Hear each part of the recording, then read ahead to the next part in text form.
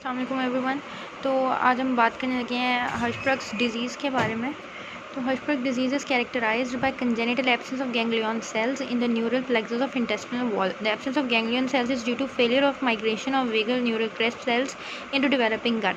The aganglionic cells remain contracted due to failure of relaxation while the ganglionic segment above becomes dilated. ठीक है, तो अब basically है क्या ये डिज़ीज़? इसमें ये होता है कि जो हमें पता है कि वेगल नर्वस सप्लाई जो है वो हमारे पास होता है पूरे गट के अंदर। तो जो वेगस नर्व है उसकी डेवलपमेंट नहीं हो पाती है एक पर्टिकुलर एरिया ऑफ गट में। ठीक है, और क्योंकि वहाँ पे डेवलपमेंट नहीं हुई है, वहाँ पे वेगस नर्व नहीं है, वहाँ पे वेगल नर्व के जो गैंग्लियन सेल्स हैं वो हमारे पास एब्सेंट होंगे। ठीक है, जिसकी वजह से वो जो पर्टिकुलर एरिया है या वो जो पर्टिकुलर पोर्शन ऑफ गट है वो कॉन्स्ट्रिक्टेड रहेगा, कॉन्ट्रैक्टेड रहेगा। ठीक है, वेयर एज उससे ऊपर वाला जो एरिया है जहाँ पे सप्लाई नॉर्मल है, वेगल नर्व के सप्लाई जो है वो नॉर्मल है, वो वाला एरिया जो है वो डायलेट हो जाएगा। ठीक है, तो इसलिए यहाँ पे क्या है कि the absence of ganglion cell is due to failure of migration of vagal neural crest cells into developing gut. ठीक है, और एक गैंग्लियोनिक सेगमेंट रिमेन्स कॉन्ट्रैक्टेड। ठीक है,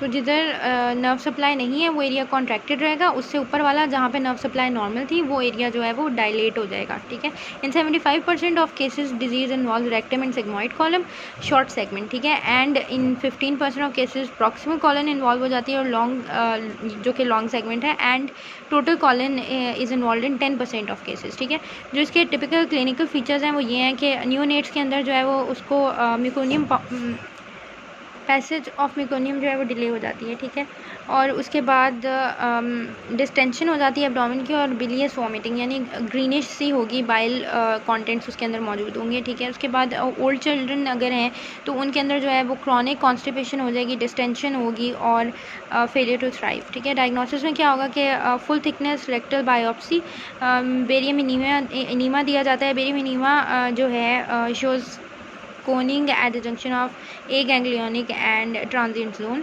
ठीक है, वहाँ पे वो कोनिंग बता देगा क्योंकि हमने बात की कि जहाँ पे क्योंकि एक जो एरिया है वो कॉन्स्ट्रिक्टेड होगा, उससे ऊपर वाला डायलेटेड होगा, तो ये जो एक पर्टिकुलर पैटर्न है ये हमें ईजिली नज़र आ जाएगा और ये मतलब हम इसको रिकग्नाइज़ कर सकते हैं कि ये जो है हर्शबर्ग्स डिजीज़ ही है। ठीक है, ट्रीटमेंट में क्या है कि surgery is a definitive treatment and aim of the surgery is to remove a ganglionic segment and to bring down healthy ganglionic segment to NS.